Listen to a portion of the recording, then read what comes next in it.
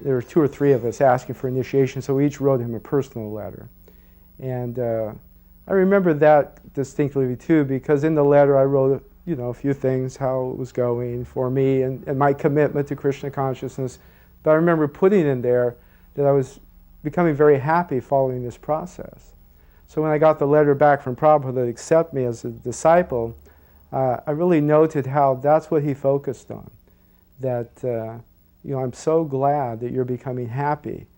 And, at that time and even later I've thought about that and how, in a way, that really characterizes to me a lot of what Prabhupada felt towards not just his disciples, but in the way people of the world, that he really wanted everyone to become happy. And he was teaching us about Krishna consciousness because from his enlightened perspective, he could see that we wouldn't become happy through any other means than realizing our constitutional position. So as we started to feel that and experience that even in a very limited way, he immediately picked up on it and encouraged that. And I remember that quite distinctly too from that initial letter.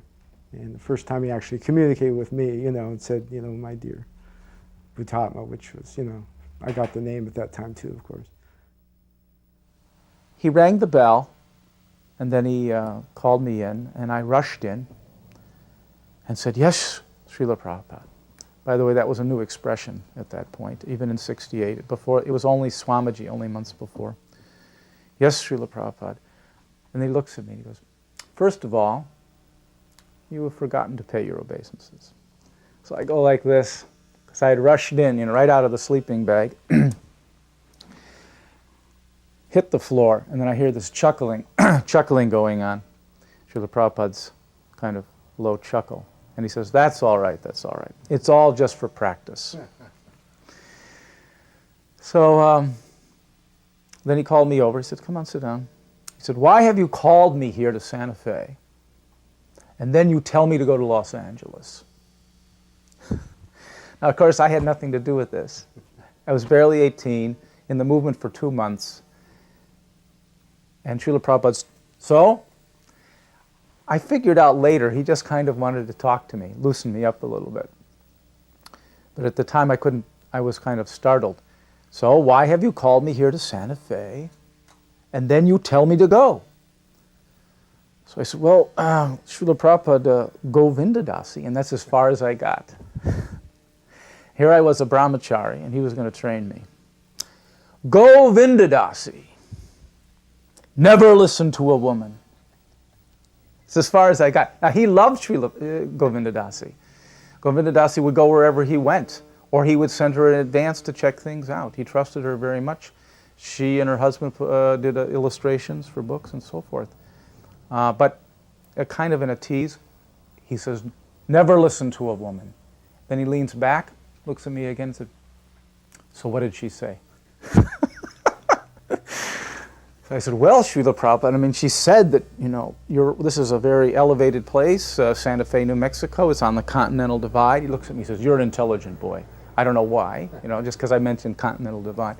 "And we're up in the, upper atmosphere here. The air is thin, and you're a heart patient. And, oh, so you think I will come here and die?"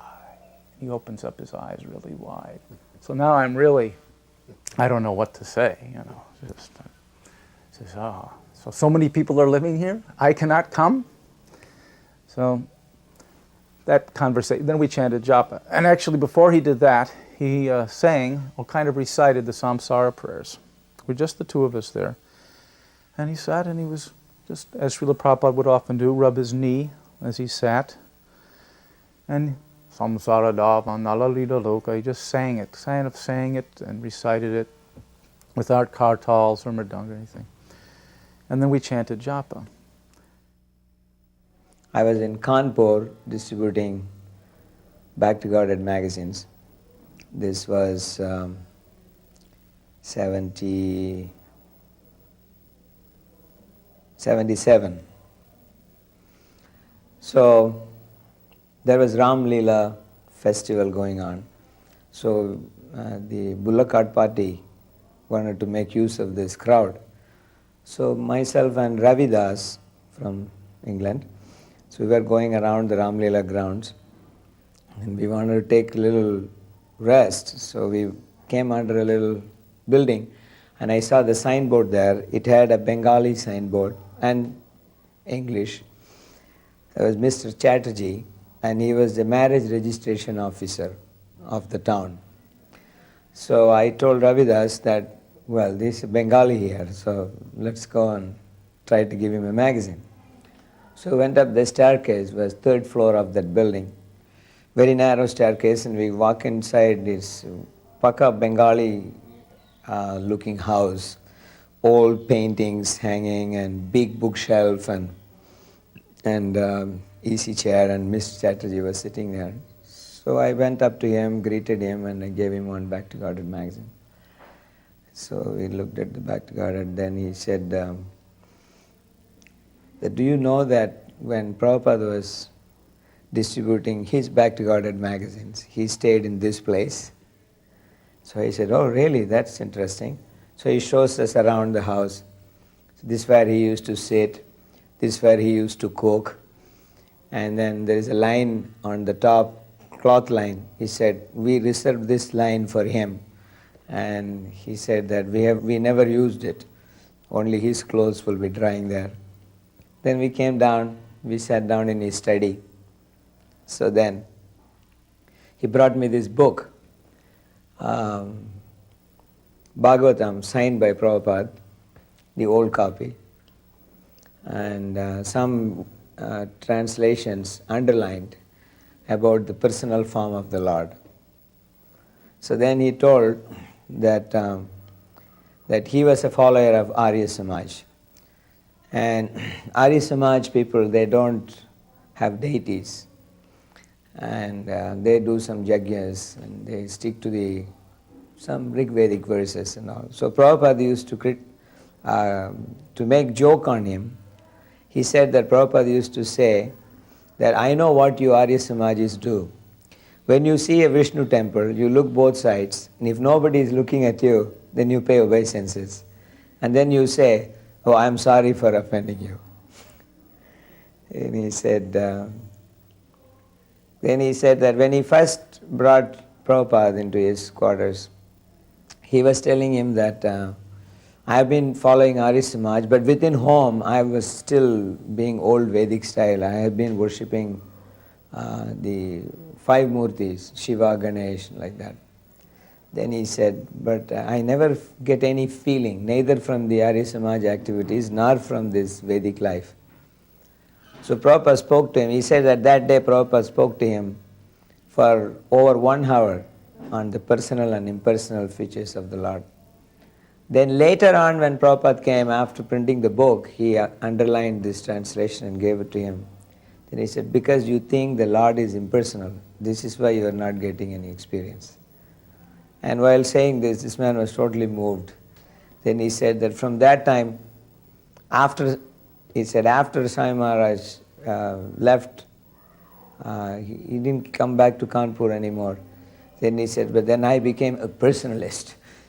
And then he showed his study. There was the Gaurnita and Radhakrishna deities. Then he said that what our grandfather used to do, I came back in that line.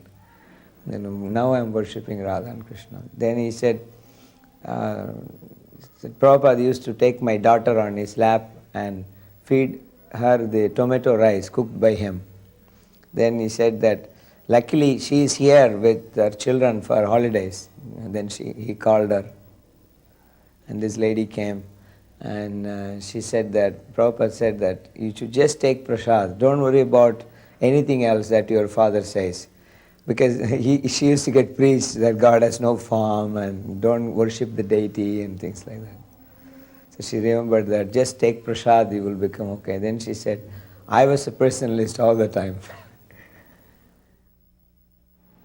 At one point in India, we had just arrived and we went in Vrndavana and we went right into Prabhupada's room for darshan, which was filled with, devotees, maybe 24 devotees. And I sat in the back with my son and my daughter. And actually I think I just had my daughter, 'cause my son stayed outside at that point, but I sat down quietly. My daughter got up, she was 1-year-old, and she started walking up to Prabhupada, and the brahmachari at the door started waving me down, trying to get my attention. No, get her, bring her back. He's like motioning me to get the child and bring her back. You can't do that, And I just sort of looked at him like, looked out of the corner of my eye, saw him waving at me, and conveniently ignored him and looked at Prabhupada and made a motion like should I go get her, and Prabhupada put his hand up to stop, He said, no, just sit down, because he could see the brahmachari flipping out at the door. And then I looked at Prabhupada for the last instruction on that. I wasn't going to just accept this fellow at the door. So he told me to sit, and Shantaya proceeded to walk up to Prabhupada's desk, and I had no idea what she was going to do up there at 1. She started to look around Prabhupada's desk and walk around, and then she looked at Prabhupada and she walked over to him and crawled right across his lap and sat down on his lap. So everything else, all other conversations stopped as she took the show with Prabhupada, just exchanging their exchanges at that point, where he was playing with her and giving her a flower, and she was playing with his garland, and then she moved on and crawled off his lap, and he gave her a flower to take with her, and she came, then he nodded to me to come and take her, and so I picked her up and took her back to sit down. But it was just Prabhupada's, his unlimited exchanges, with whoever, no matter what age they were, no matter who the devotee was, it was his, the relationship building, he was always exchanging in a sweet relationship, even with the youngest children. One time I was serving Srila Prabhupada in Vrindavan, and as his custom was, after he would give evening darshan, he would distribute prasadam. So as a servant, he would nod and you would run up, and usually had a jar of sweet balls on his desk. So I came up, he was giving darshan in the evening, Brijbasis were there, so many were there, and he nodded. So I went up and I opened the jar, and there were ants all over the sweet balls. So I said, Srila Prabhupada, the ants are eating the sweet balls, thinking I couldn't pass them out. Srila Prabhupada looked at me and said, it is okay, they do not eat very much.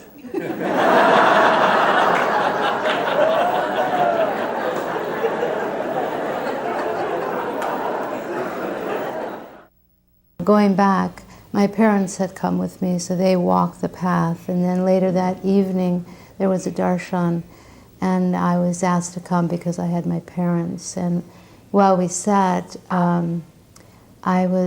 we were making dolls, puppet dolls in Detroit, so I was asked to carry it. Prabhupada asked me, what is that you have? And I said, well, it's a puppet, Srila Prabhupada. And he said, this, you must not do this because people will think we're worshipping dolls. So I was, then someone came and took the puppet. Then later on in the darshan, my parents were with me, and he was asking for questions. Prabhupada was asking questions, and so my father raised his hand, and he said, well, you were mentioning that Christians are saying, give us our daily bread, but actually, the animals are eating. Prabhupada was explaining that there's no need, the Christians. And so my father said, well, what about, we're not just asking for bread, we're asking for cake, we're asking for everything. And Prabhupada instantly cut him off and said, what do you know? What are you knowing? And he went on to further the point, and he just dismissed, so we were kind of both dismissed immediately. My father's reaction was a little bit stunned, and he really didn't have a comeback for him. Luckily, he didn't argue with him. He just kind of let it. I think the environment, we were all squished in a room. Prabhupada obviously was the authoritative figure, and he wasn't about to start a huge fight with him. He was upset. Both his daughters, only daughters, had joined, so he had a little charge in there. We were walking along, and maybe everyone has heard this by now, but we were walking along, Prabhupada stopped. Now, I grew up near the beach, and I used to surf and live, camp on the beach a lot overnight. And like a lot of other people, I suppose, I always really enjoyed the sound of the waves as they break and then draw back out. It makes kind of that, that real pleasing sound as it comes in and then ebbs back out. And we stopped and we were listening to that for a minute. Prabhupada stopped on the beach, and then he said, "This sound of the waves retreating is the sound of the gopis sighing for Krishna." And I always thought, well, no wonder it's so pleasing. And ever since then, when I hear that sound, of course, I think of that, and how it is really kind of a mournful, bittersweet sound, So that was nice. So I found a piece of cloth. Again, back then, we couldn't even afford to have flowers in the temple. It was very... temples usually didn't even have telephones back then. The payphone around the corner was the method of communication. So we didn't have any money or something to give Srila Prabhupada, but I found a cloth in an abandoned Catholic church. Old, rustic thing, and in the cloth itself was a beautiful piece of luxurious velvet with some trim on it. So I showed it to Srila Prabhupada and said, "Could you use this?" And actually, Govinda Dasi saw it, and she said, "Tosan Krishna wants to know if you want this." And things were being packed. Srila Prabhupada's pointing, "Put this thing away, put this here, now roll this, put this here." He's being very exacting. And he says, "I want nothing." And the room shook. It was just like Lord Nrsingadev had entered the room. We were just, Srila Prabhupada so sweet, and then "I want nothing." The room shook. And I didn't know what was going to happen with that piece of cloth after that. Well, I did visit Srila Prabhupada in Los Angeles only 2 months later, and Srila Prabhupada was using it as his backdrop for his deities. So I thought it was, he wants nothing, but he'll engage it for his deities. Then when I was in Bangalore, this is early 80s, you had to make, at least you have to make 2 life members in the month because you're maintained by the temple. So they expected you to bring in some collection. And I was a very bad life membership maker. So, but I had to do 2 in a month. And that month was already after 20th, and there was only 10 days left. So I was taking the telephone directory and I was just looking some Bengali names again, so it will be much easier for me to do. Then I found this one Ganguly name. So I thought, well, let's make some appointment with him. I called up that place. It said some factory name. So I thought it must be some chemical factory and it will be easy to go and see him. I called up and then I said, "I'm speaking from the International Society for Krishna Consciousness. I want to come and see you today." So Mr. Ganguly sounded very positive. He said, "Oh, you are from Hare Krishna movement. Yeah, you please come at 11 o'clock and see me." So I took the membership form and one small set of books and one poster and like that. And then I went to see this place on Tumkur Road. But I found that this was a huge place. This was like almost equal to the aeronautical engineering place in Bangalore. I didn't expect. And as I started seeing the compound wall as the auto rickshaw was driving in, I was losing hope that there is no way this man is going to become member by me.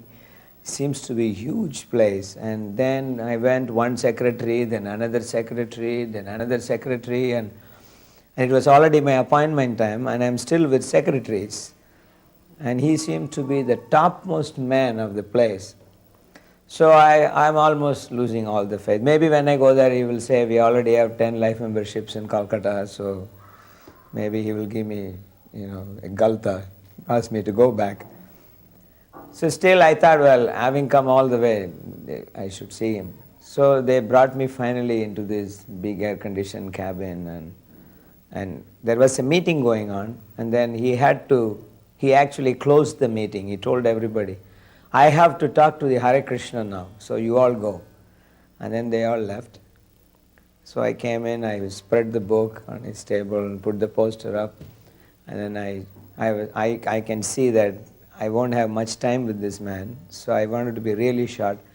So I said, I'm sure you know about this movement, and we are having a branch here, and we don't have a land yet, and maybe we will get one. We have applied, and here is a set of books, and this is a great work. You are a Bengali, you should be proud of this, because our Guru Maharaj is also a Bengali, and he has spread Hare Krishna all around the world. And I'm sure you appreciate this service, so if you could take one life membership. And then I became silent.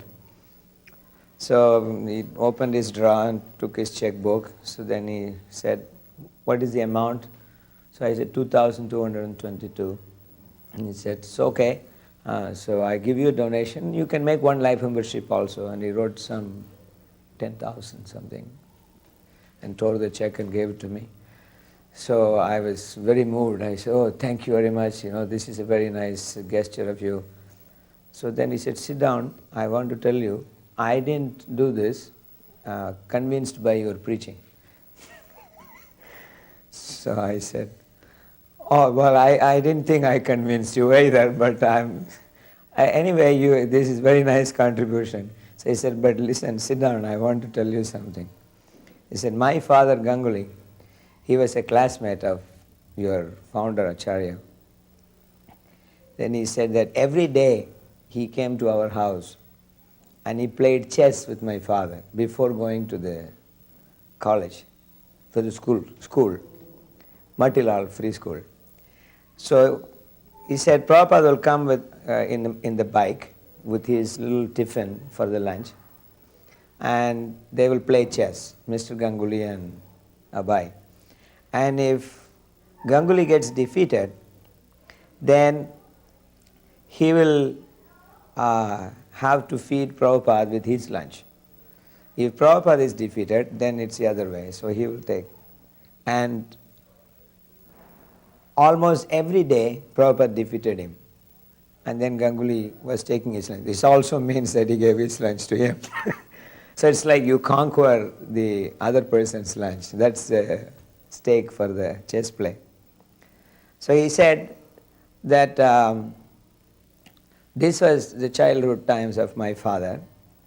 He said then he became a Sanskrit scholar, his father, and he was teaching in the local university, Rangavati there.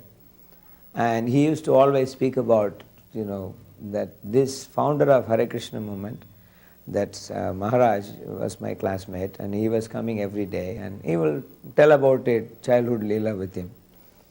And how Abai always told him that later on when he does something, he would take his help. That you should help me later on when I do something. And then he always said, what is that something? So he said, later on I will be doing something, then I need your help. But there was no more explanation. What was this something that he was going to do? So then he grows up, he becomes a Sanskrit PhD, becomes a professor, he gets married, and he has children. And then he comes to know that the same Abai Babu has become a Bhaktivedanta Swami, and he went to New York and so on and so forth. And there's a local center in Albert Road, so he has gone there a few times. And then they were saying that Prabhupada was coming to visit. So at this time, the junior Ganguly, he is now in high school, so he comes with his mother to see Prabhupada. Continuously 2-3 days he has come, and there is Guru Puja and there is class, and then in the class Prabhupada looks around and then looks at him because he looks just like his father. So he says, Apnar naam ki? Kutai te kya asichin? So then he says, I am Ganguly, I am son of Sister Ganguly. He said, oh, where is he? He didn't come? You tell him, I want to see him. So the mother and son, they come back, and then the son told the father that Maharaj wants to see you. So his father says, how can I go and see him?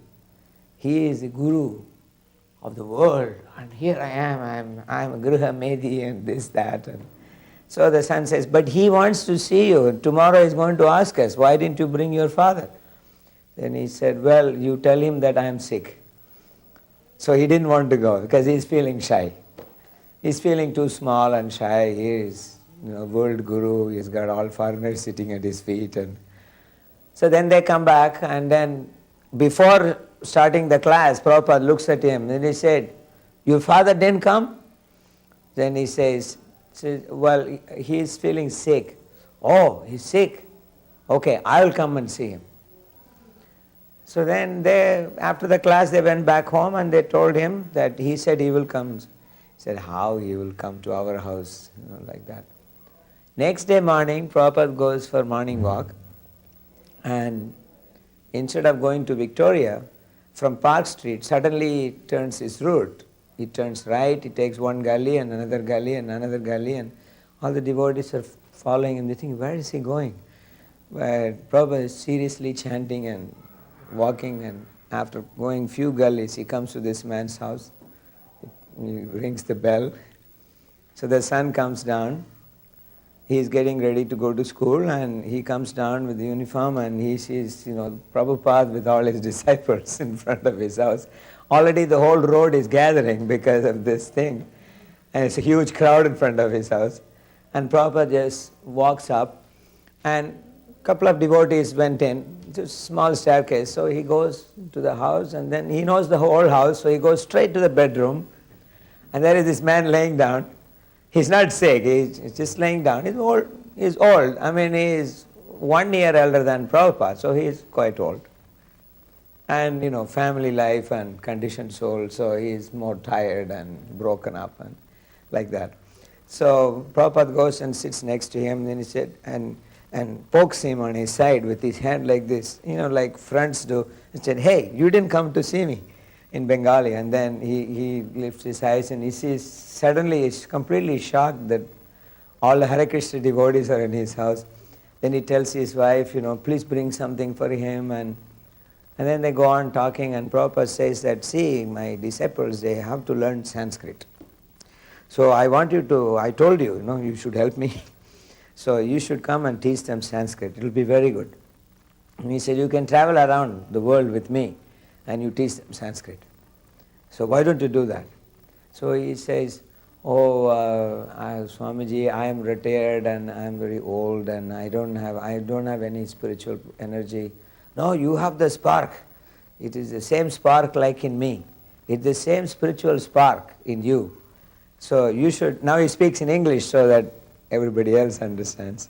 Then he says, no, you should join this movement. This is very important. And then he says, Bharata Bhumite Manusha Janma Hoila Jar. So you should perfect your life.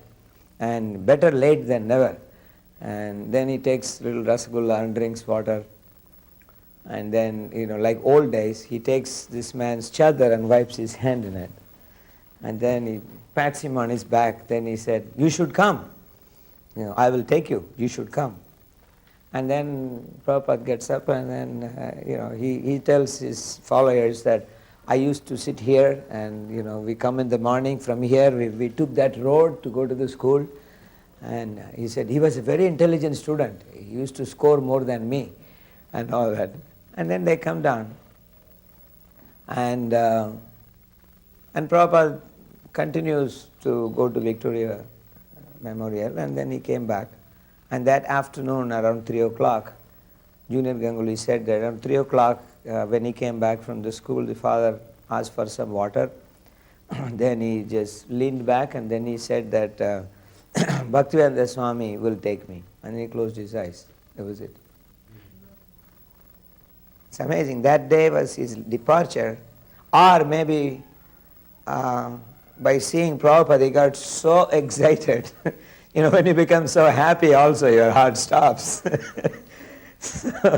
And he was not any especially sick or anything. He was just old age. He was healthy. There was no sickness. And he saw Prabhupada, and that interaction with Prabhupada accelerated him so much that that was it. He left his body. So Miss Junior Ganguly told that I was there when he left the body, and I could see that actually he has been taken by Prabhupada. As he said, "You come, I will take you." And when he said that in the morning, we were thinking he's telling, "You come to Iskcon and I will take you to America," or something. But we didn't understand that this is what he meant. He actually took him. So then he said, "That's why when you called up, I said, you come." Then he said, "In fact, actually, our head office is in Calcutta and we are already life members." He said, "I just wanted to share this with you, that's why I called you." And after that, he came next Sunday, even though he was a very busy man, he came for the Sunday program. I remember he was coming from there, every Sunday he was coming to the program.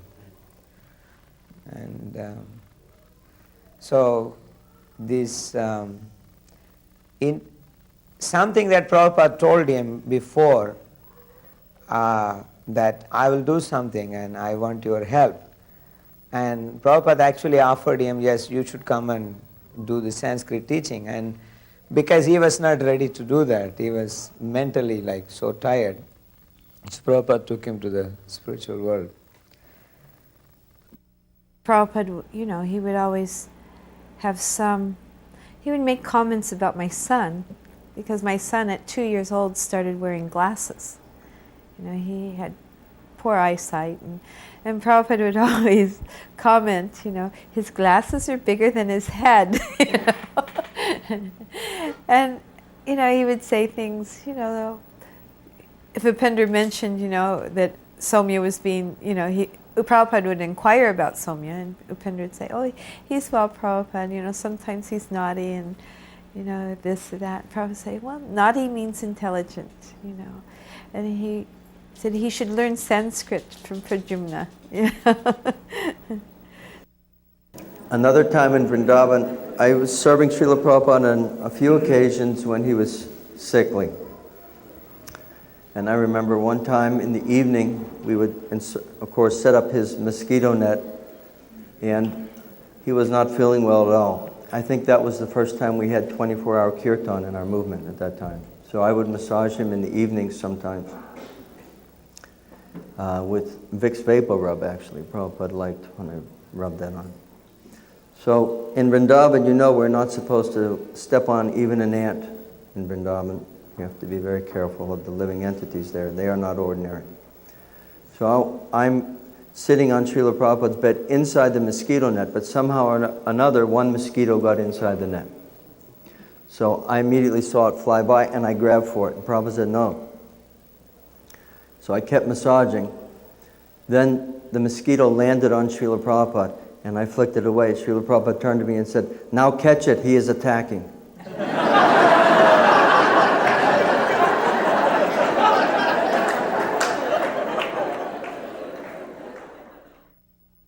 In the course of taking care of Manisha, who was only a 13-year-old child at the time, she went through a lot of stages. And her mother, Antarjana, had gone to Srila Prabhupada and said, what should I do with her?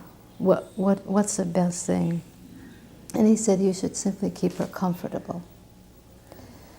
So that was a very loose, kind of direction to go in, because comfortable could mean drugs or medication, or it could mean moving and so many things. So we kind of improvised from that basic direction to go in. So we brought her to the Himalayas in the hot season and did so many things.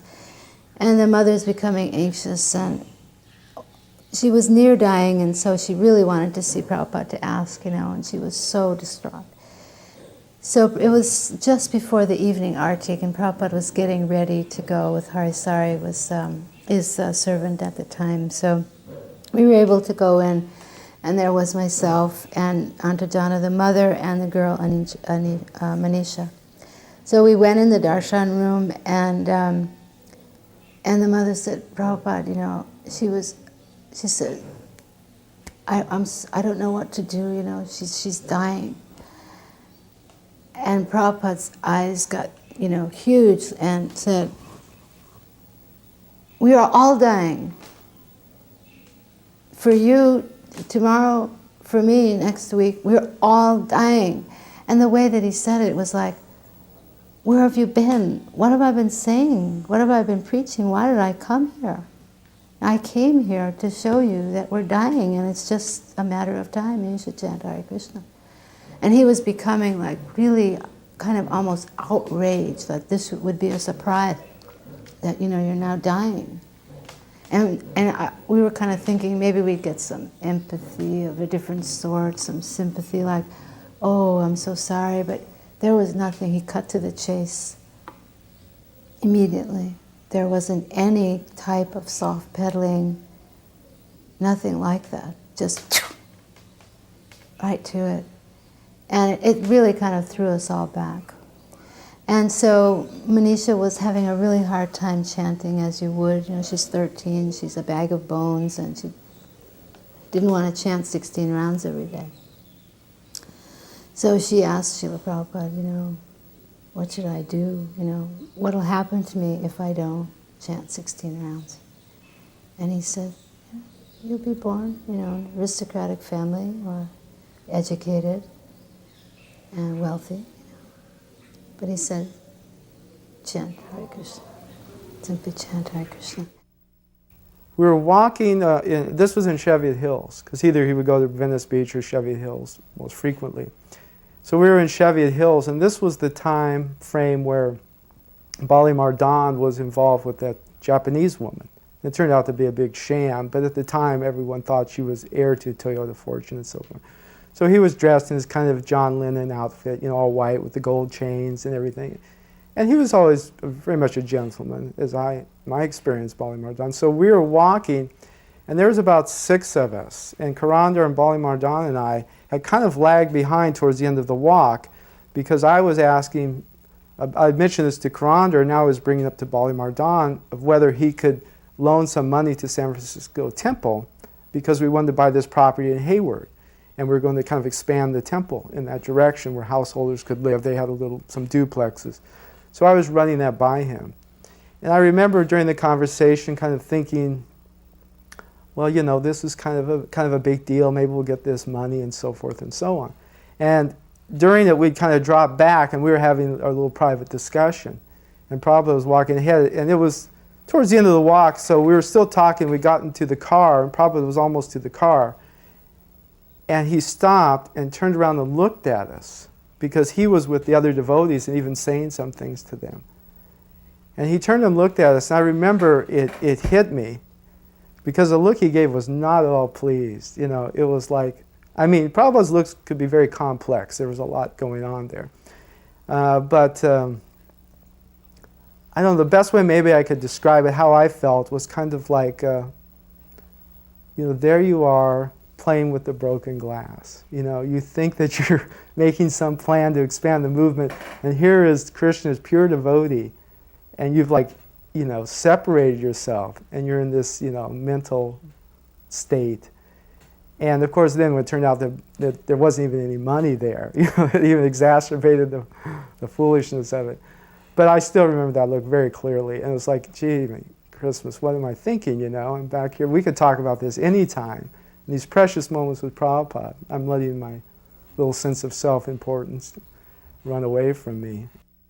Backtracking a bit, in I think it was 1971, I was drafted. I was living in Washington, D.C., the national cap. And here I was, I got draft notice. And so I wrote Srila Prabhupada, I said, what should I do? He said, I'll write you a letter. So he wrote this letter, you know, the key line was, my disciples do not have time to squander in these activities. Anyways, I presented that paper, and luckily my draft board was San Francisco. I had to register in San Francisco. So I guess, anyways, it worked. Srila Prabhupada's letter worked. So I had a copy of Chaitanya Charitamrita where there is a picture of Prabhupada holding a champak flower like this with lot of sandalwood paste, the flower garland, and he's holding the flower and he's looking like this. So that was the only book I had where I could show him, some work of Iskcon. Other Bhagavatam volumes have been sold and we have to get back to Bangalore. So I brought that book with me and I went to meet him because he's the chief of the 3000. So I went and showed him some things about Iskcon and then showed him this picture. Said, this is our Guru Maharaj, he has translated these books. So he looked at that picture for a while and he brought some things from his little box, some thread and some things like that, and he was measuring Prabhupada's forehead and his ears and things like that. It took about 10-15 minutes and then he shook his head. Then he said that all the 4 Vaishnavacharyas, he said, in one person. So then he looked at me and he said, you know that we are Shaivites and because we are not impressionless, so we have nothing opposite to Vaishnava Sampradaya. But we are worshippers of Shiva. So we do bhakti to Shiva in person. Then he said, these Vaishnava Sampradayas, all the 4 acharyas, if they come in one body, that is how this person's features are. And he said, I am an expert in Samudrika Lakshana Shastra. I can see from here. I wish you have showed me a full picture. So then I had a picture that I was worshipping. So I took that picture out and I showed him. Then he again went on and he has his lens. And he did another study. Then he said that I was not wrong. He said, they are all working through this person. Then he said, you are very fortunate to be with him. Then he said that some movement like that, this is what I would like to be in my next life. So then I said, but I thought your ultimate is go to Kailash.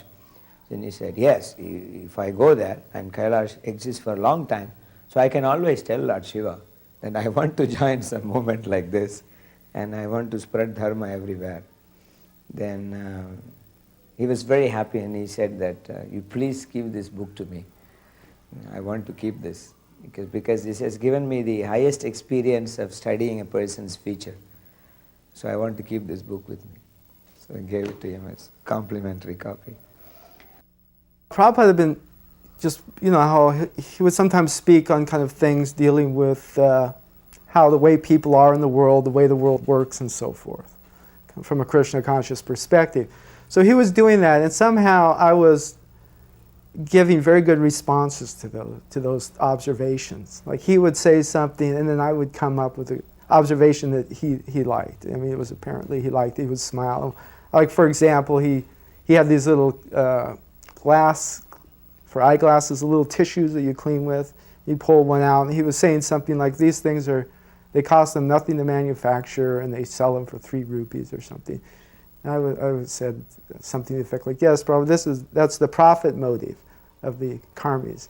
He goes, "Yes, So it was kind of like that. It went on a few times like that, and I started to get a little sense of myself as really, like right there with Prabhupada, having these exchanges. It was subtle, but somehow my ego was, swelling up a little bit inside me. And so then I asked him something about Iran, because there was some question with the Treya Rishi and going there. And so I brought it up, and it's like Prabhupada looked at me, and it's like, by then I think he kind of had enough.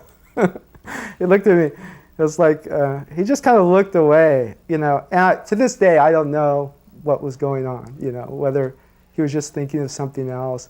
But to me, it felt like he was saying, okay, we're going to squeeze you down the size. And he looked away, and I felt really, really bad, like, well, yeah, I was getting full of myself, and, I'm so conditioned, And so I felt bad, even on into the night, I really did, because in Mayapur, it's such an atmosphere, everything is amplified. So the next morning, we were having the Guru Puja, And Prabhupada would, he would circumambulate the temple room, inside. Go around, he would stop and ring a bell at different spots. The devotees would get real ecstatic, how it was all around him, chanting, and he'd ring the bell in time with the kirtan. So he started to do that, and we just made the first stop. And I was chanting, I was feeling very blissful, but I still had that little thing in my heart of, I was such a klutz, And just as I was kind of thinking that and feeling kind of the dichotomy between the bliss of the kirtan and that little pebble in my shoe, Prabhupada turned and looked right at me as he's ringing the bell. And he just looked at me for I don't know how long, but a long time, and just smiling, just radiating bliss, And I just, it kind of just washed over me, and it was like, don't take it too seriously. I was just cuffing you a little bit, I remember at that lecture that night, someone dressed as people did back then, almost like in the hippie era, long robes with moons and stars and long hair, very carefully arranged, came in and sat erect during the entire lecture and then stared, glaring almost at Srila Prabhupada, said, what about Buddha? And so Srila Prabhupada said, what about Buddha? He just stared him right back. And he said, well, can you see God? And Srila Prabhupada said, no, you are in the way.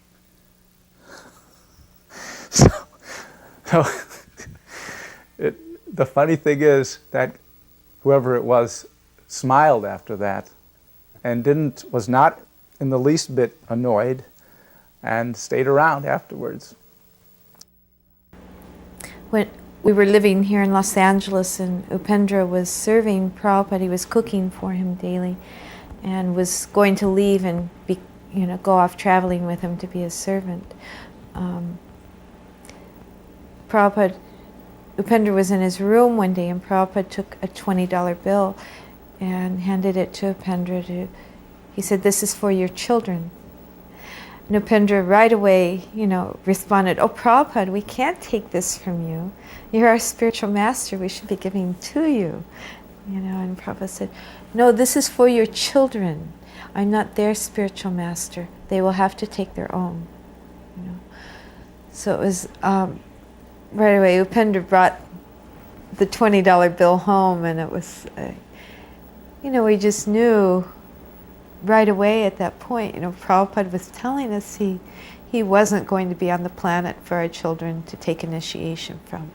That was going to be something that they were going to have to seek out their spiritual master and take initiation on their own. That it wasn't an automatic given that all of our children would be the disciples of Prabhupada. One time I remember talking about how light and gentle Srila Prabhupada's body was, but one time I remember massaging Srila Prabhupada, and sometimes his body would seem heavier than the heaviest. I was massaging, and Prabhupada turned and said, harder, and I started massaging harder. Prabhupada said, harder. I turned to massage harder. Prabhupada stopped me and looked at me, turned around and said, do you know what hard means?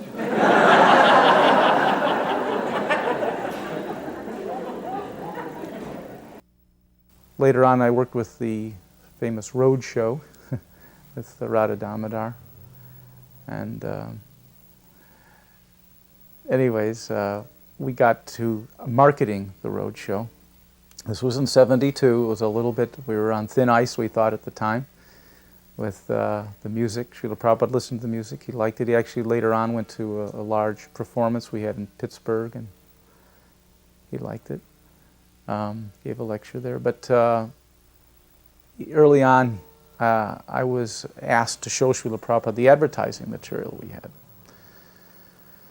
So I was engaging Iskcon artists, and I saw the cover of the Srimad Bhagavatam recently completed by Murlidhar, which was a remake of Srila Prabhupada's original one that he had done in Delhi back in, who knows when, '64 or something.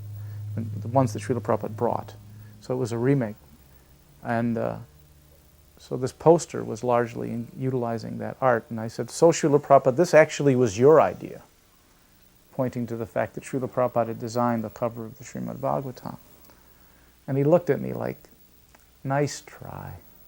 Like you're trying to, it's your idea. The disciple is trying to flatter.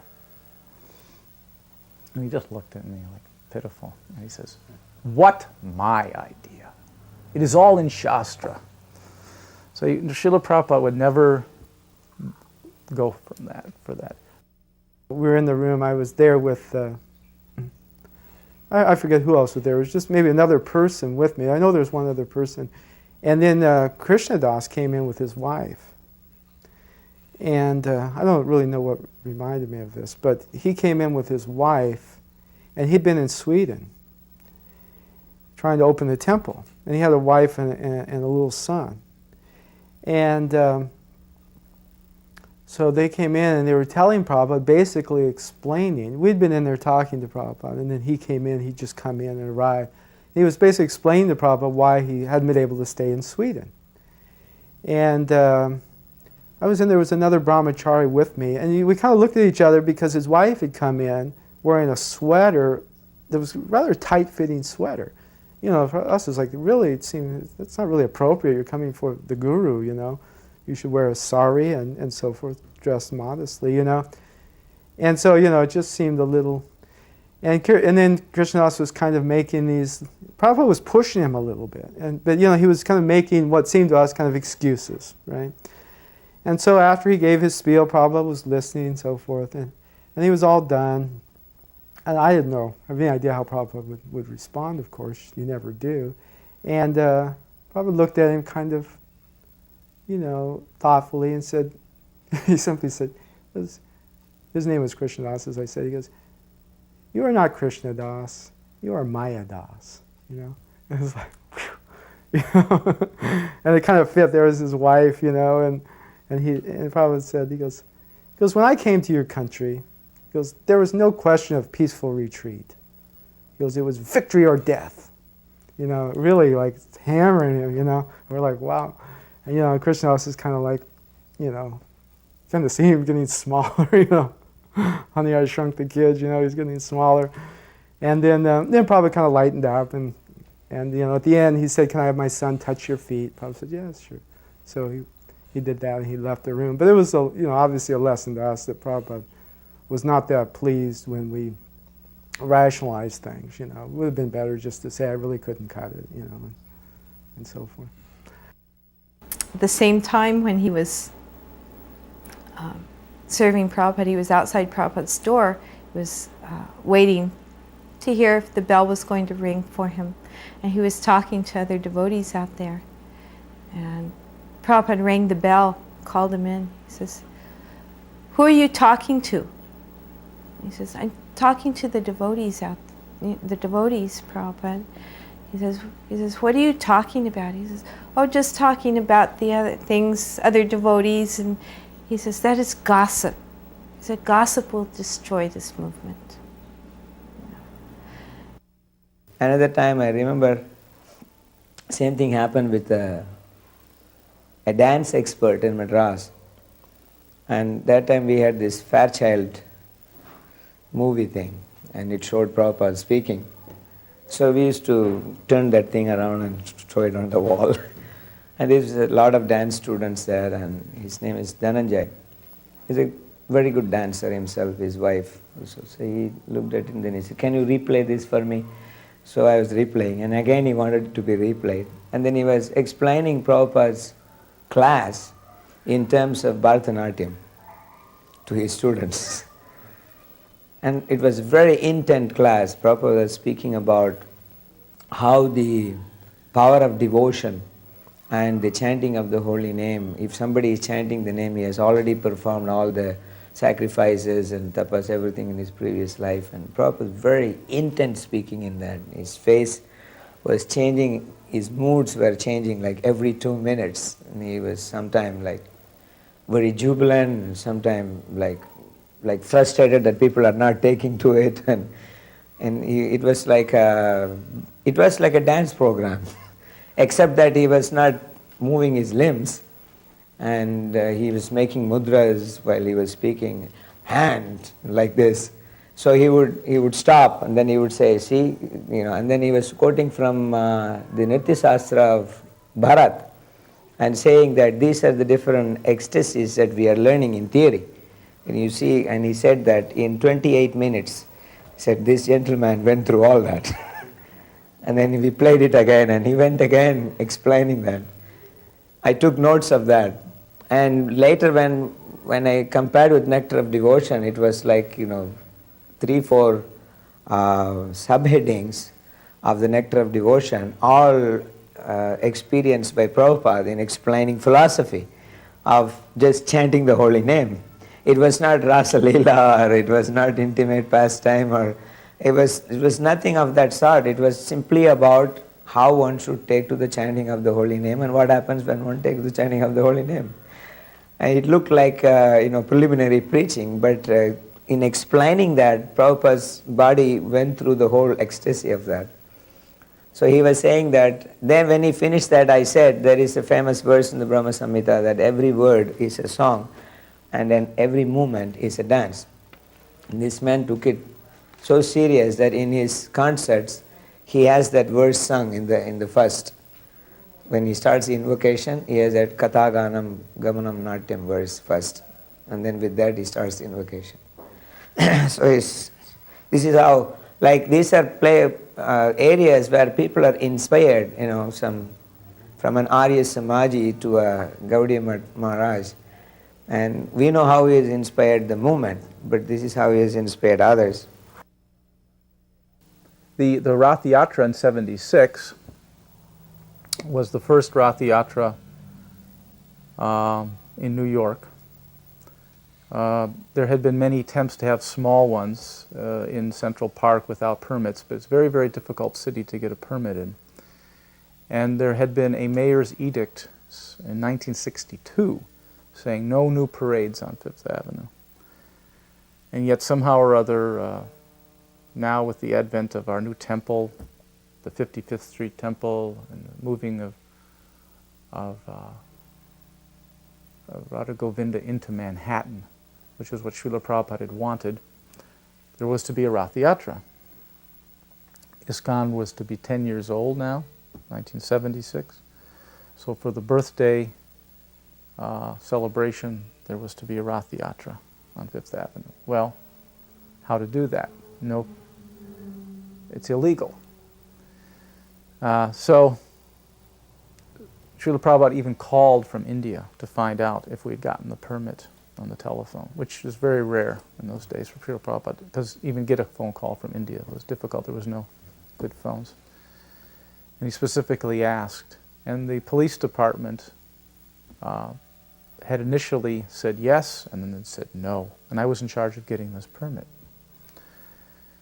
So it's a long story, and it's an interesting one, but since Srila Prabhupada is the focus, I'll just say that in the very end, I had so-called last piece of paper to be signed by the chief of police himself in what was called then Police Plaza 1, in the south tip of Manhattan.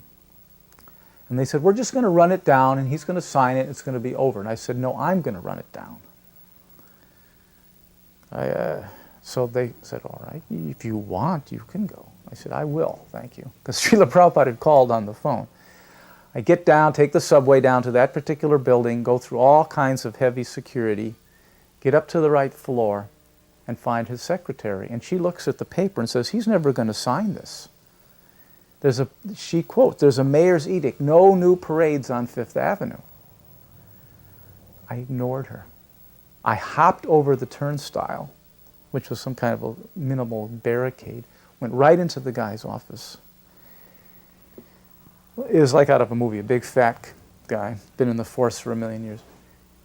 I put it on his desk and say, you're to sign this, if you will. He looks at it, starts chuckling, and says, I don't know why I'm doing this. Now, of course, I did by now.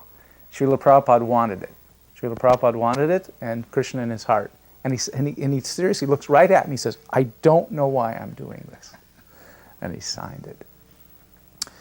So here he was, the leader of the International Society for Krishna Consciousness, we're looking in mundane terms here, it was in effect the birthday of Iskcon, July of '76. He's surrounded by disciples praising him.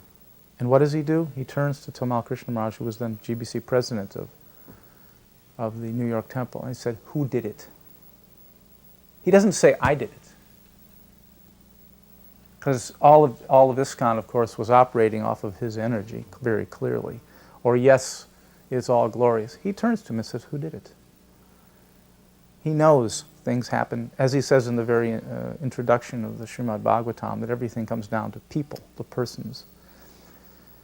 And it's a personal movement. So Tamal Krishna Maharaj said, well, Jayananda built the carts and Tosan Krishna got all the permitting.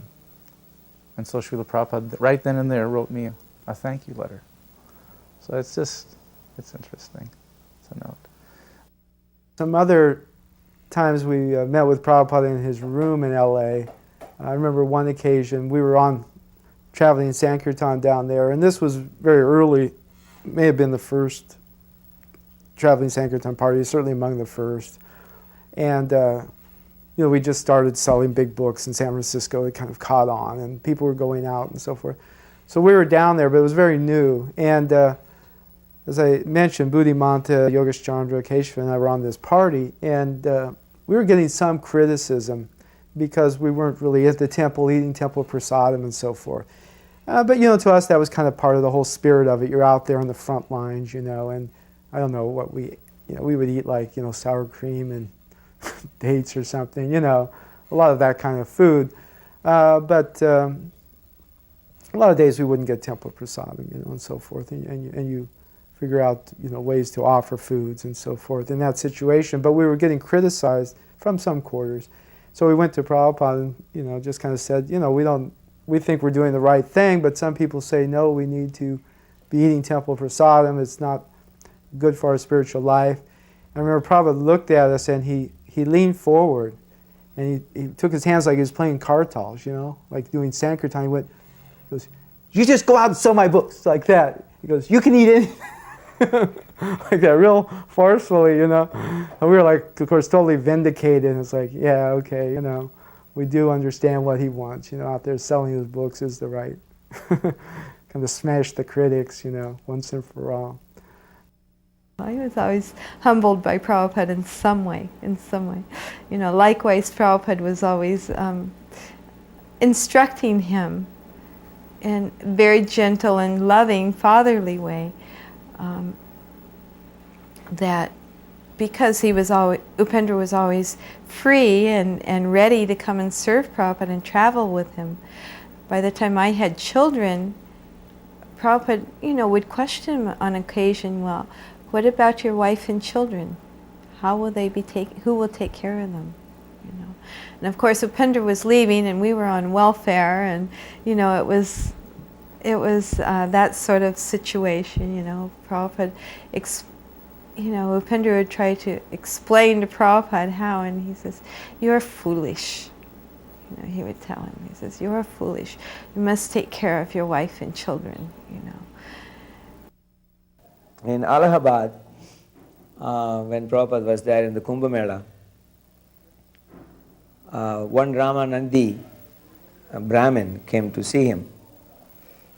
During the traveling of Bullock cart, we have stayed in his house, so we invited him to come to Allahabad. He wanted to know when Prabhupada would be in India, and he was there in Allahabad, so he has come to see. It was an Ekadasi day, and the Kumbh Snan is going to be happening in next day. And that day is the first Snan, first bathing, and then second bathing is going to happen. So Prabhupada is sitting, stretching his legs under his desk like this, and his feet are like that, and he is sitting back like that. So it's Ekadasi. So Prabhupada is talking about Ekadasi. And then Prabhupada says, Ekadasi, lotus feet fried in ghee. You see, that is very good for Ekadasi. And he is closing his eyes and shaking his head like this. Lotus seed fried in ghee. It was the best thing for Ekadasi. So somebody immediately went to arrange that. just by hearing it, running out to the market. Kumbh Mela is like filled with lakhs of people. 2 minutes later, this man arrives, this Ramanandi Tilak, which is young son, maybe 9 years old. He comes and pays obeisances and he sits there and he has a cloth tied up on his shoulder. And then he puts on Prabhupada's desk and he opens it. And Prabhupada looks at it and he puts his hand like this, a whole hand like that, and then like eating that. And then he said, just see, there was lotus seed fried in ghee. He just said it 2 minutes before. And he said, just see, it has come. And then he looks at the Ramanandi and he said, how are you? Prabhupada used to stay in a house of a Bengali in Ferozabad, one town there in UP. It's called Gaurnitai Bhavan. It's a Bengali. They have Gaurnitai deities at home, and this man happens to be their family priest. Even though he's a Ramanandi, he did the Gaurnitai worship for them. And he lives in a village. He has his young son. So Prabhupada takes little and then gives out like that. Then he said, so you haven't taken bath in the confluence? In Hindi, he's saying, in Sangam you haven't taken bath? He said, Swamiji, I have come to take bath in Sangam. Then the next thing he does is he's got a plate, he's got a pot, and he puts the plate under Prabhupada's feet, just like this. And I was just behind Prabhupada's seat. So I could see that when he put the plate, Prabhupada just adjusted his feet on the plate, like putting his feet on his plate. And the next thing is he has got the Sangam water in his pot, and then he bathes Prabhupada's feet. And it's like this. And then he's chanting his mantras, and he's bathing Prabhupada's feet, and Prabhupada is looking at him, big smile on his face. And during that time, it was very rare to get Prabhupada's Charanamrit. We're talking of 77, So it's like it's 76 December. So everybody is just looking at it, and then so he takes the water and puts on his head and then drinks, and then he sprinkles on everybody. Then he says, your feet is the actual Sangam. Then he says, what will we get in bathing that Sangam? Then he shakes his head and he says that, actually, because your feet will make this Ganges purified, and I know you are not going there. You won't go there, so I brought the Ganga here. So then he said, part of it I will mix in the Ganga. And then Prabhupada just smiling like that. Then he said, give me your son. He says, I will make him Acharya. Said, so then the man says, he is yours, Swamiji. You can take him any time. And Prabhupada says, no, any time means no time. You give him now.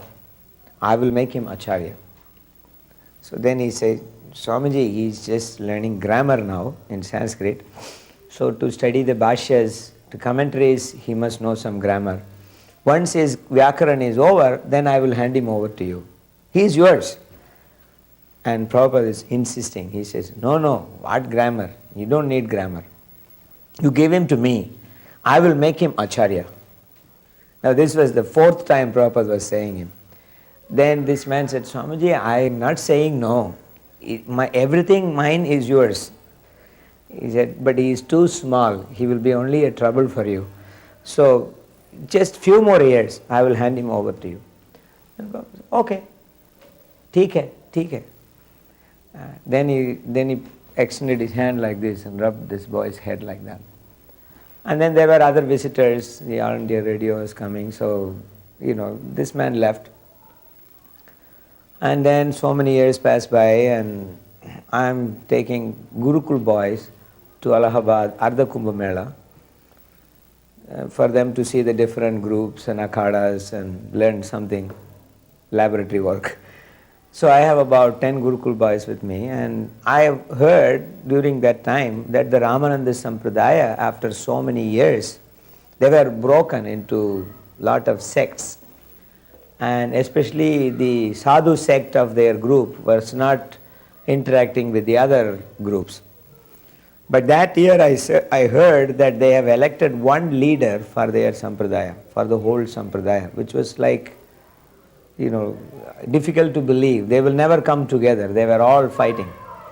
And now they have selected one man as the supremo of all their sect. So there was a huge Ramananda stall there, the camp. So I told the boys that you should see this, because God knows tomorrow one of you may be becoming a guru. So you should see this, how this is being done. He has united this whole sampradaya. It is very unheard of. And I heard that he's a very young sannyasi. So we will go and have his darshan. So we went to see him. And because I had South Americans and Australians, so we were given a little priority. So we go forward, and he was sitting with the heads of the different akhadas there. There was about 100 people there. They were all men with long beards and matted locks of hair, and they were all like 3 times elder than him. And this very young man sitting there on the big seat, and few people doing chamara for him. And so we went in and we paid obeisances, and one devotee, one Gurukul boy, Prem Vikas from South America, loudly chanted the Sannyas Sukta, which is a tradition to greet sannyasis. And as he started chanting, everybody just became silent. And this Maharaj, young Maharaj, was sitting there, and then he heard it. And then after he finished chanting, I heard him saying, there's no microphone or anything, and everybody is silent. And I just heard him saying, and I heard it was a poetry. He's composing a poetry straight there in Sanskrit. And that was about Prabhupada. So he's saying, the Acharya of the Hare Krishna movement, he starts like that. Then he says that if I say, like, this is the sloka he has composed, he said that if I say that neither in the past nor in the future, if I say this word, that neither in the past nor in the future there will be an Acharya equal to him, I won't be committing an offense to the founder of my line, who is Ramananda. Then he says, because Ramananda has predicted that Vishnu worship will spread around the world, and it will be done in a very easy way, and the whole world will take to it. And then he said that he has done in his commentary a prediction about this. Then he said this, and as he was talking, I just realized this was that same small boy who Prabhupada just rubbed his head like this, and then he was telling him, the same person. I can hear his voice, and then I saw him moving. I said, but this is the same person. So then he finished that. That is where this slogan came from. Nacha bhuto na bhavishyati. We print in our Centennial magazine. That was his composition. Nacha bhuto na bhavishyati. Neither in the past nor in the future. So then he finished the sloka, 4 slokas on Prabhupada glorification. It ended with glorification of Jagannath. And then he called each boy separately and gave them pavitrams and all the honors that he gives to the gurus in his line. He gave them each one. You take this, take this, like that. And then I went up. Then he said, he looked at me and he said, Atma Tattva Prabhu, you remember me? And then he said, you used to carry me on your back. When we were staying in his house, that was the, there was a thing. He was calling Loknath Maharaj old man because he had this white hair. So I was carrying him on my back. I was a brahmachari, carrying this boy on my back. So he remembered that. Then he said that Prabhupada spoke about becoming Acharya. Then he said, my father passed away. He never brought me to the Hare Krishna movement. But he told me that I have to study the Shankara Bhashya because that is what I have to defeat. So to study that, he said, that was his last wish. So I had to fulfill that. So I went to Banaras. I stayed with the Mayavadis and I studied the commentary of Shankara for 4 years. And he said it was so painful for me. And then I came study my Acharya's commentary. And then I saw that the whole sampradaya is broken like this. So I thought that I have the blessings of Prabhupada. So maybe I could unite them. So he said, I tried for 9 years and this year it happened, that we are all connected together now. So when he said, this is all the blessings of your Guru Maharaj. He told everybody. He said, Ramananda, he wrote a commentary. He says, that's right. Then he said that, but what Ramananda predicted, he said, as long as you are all broken like this, he said, we will never be able to do. Then he said, we don't have to do because it's already been done. These people have done, we just have to join them and then we go and preach with them. And he was preaching to them using us as the catalyst there.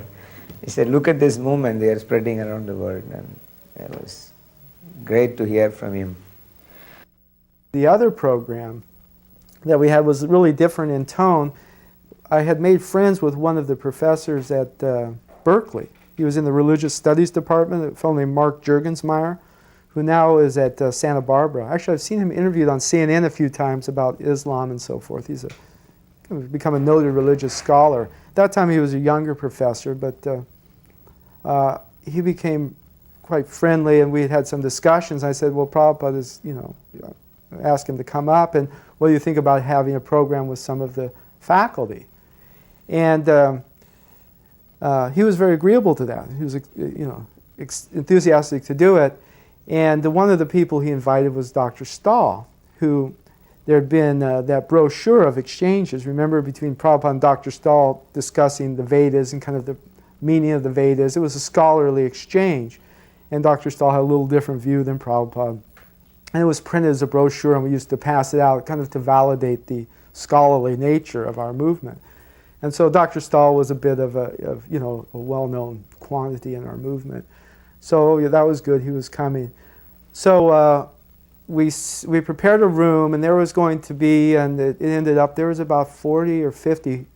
Most of the faculty brought their wives. So there's 20, 25 faculty and their wives. So it was quite a big turnout for that kind of a group.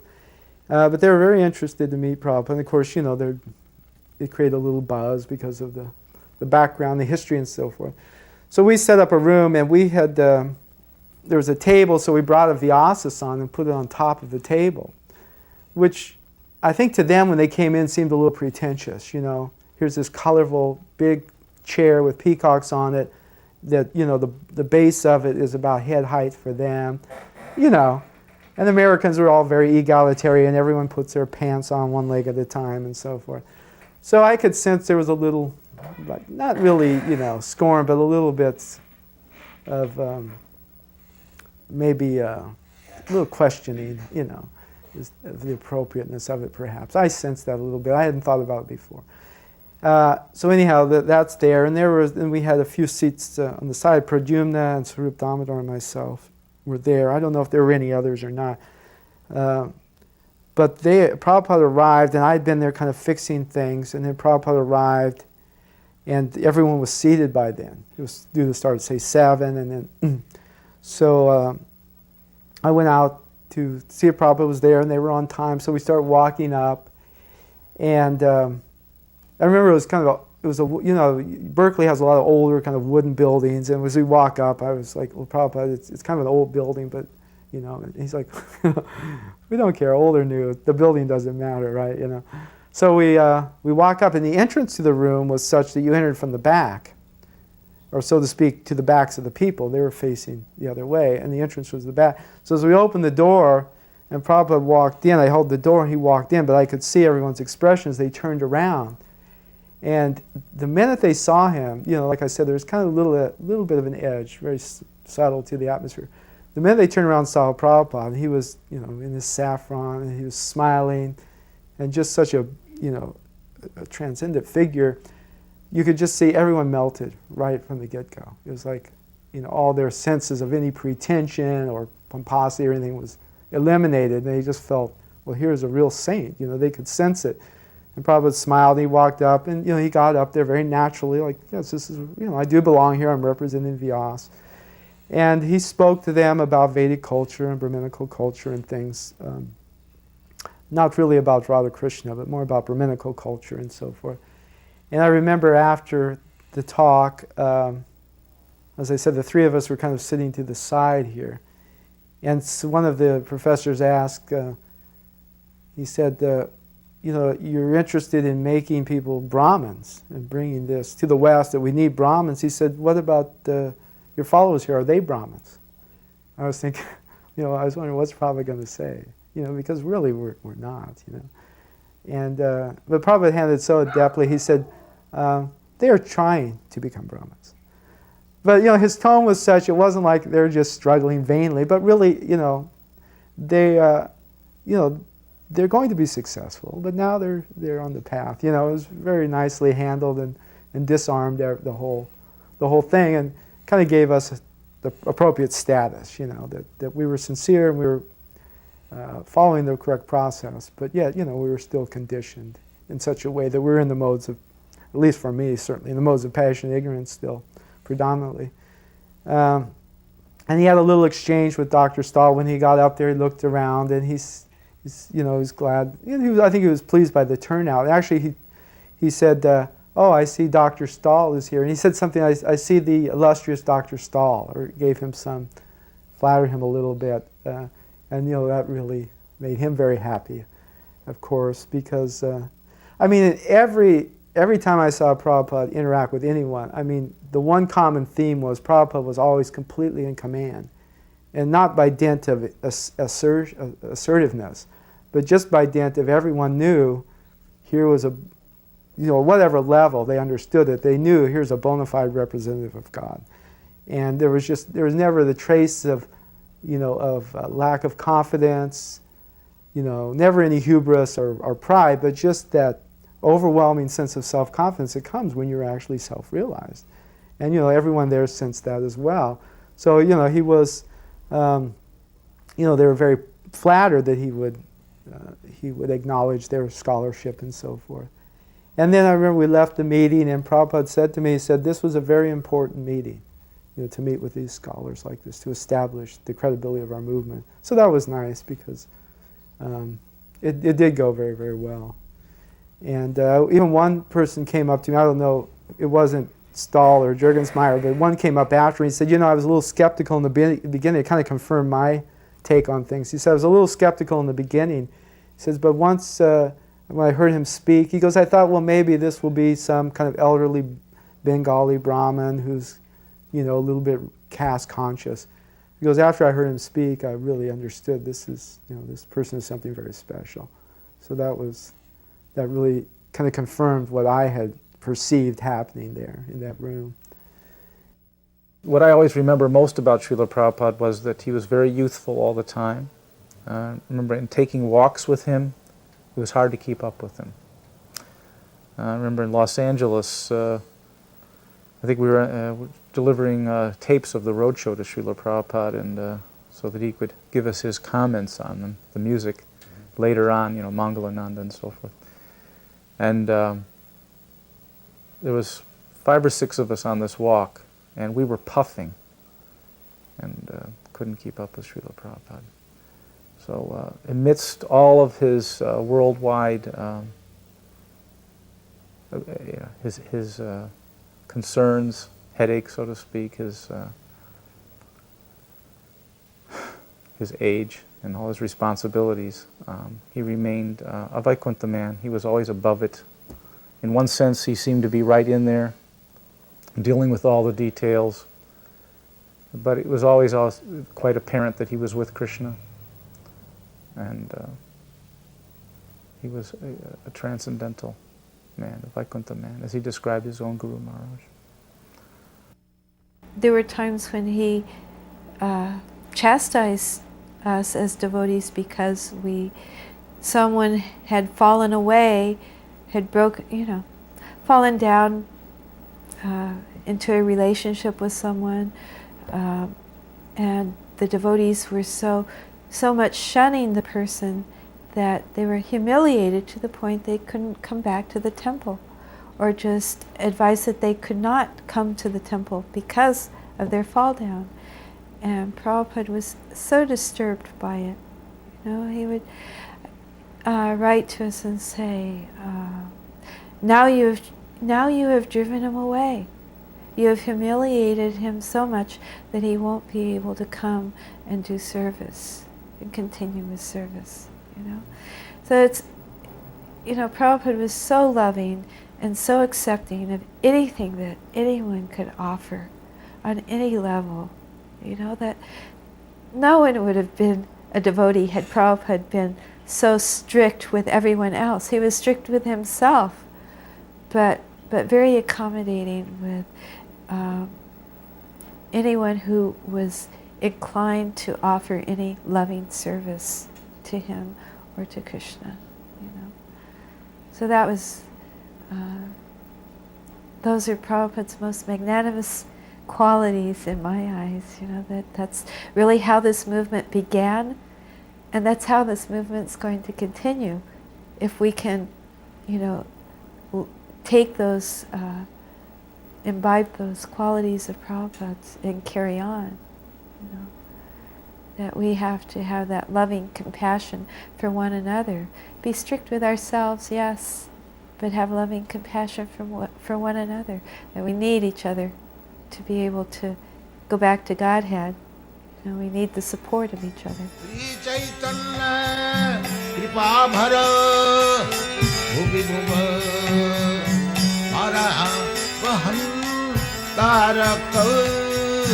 Bande Rupa Sanatana Jagad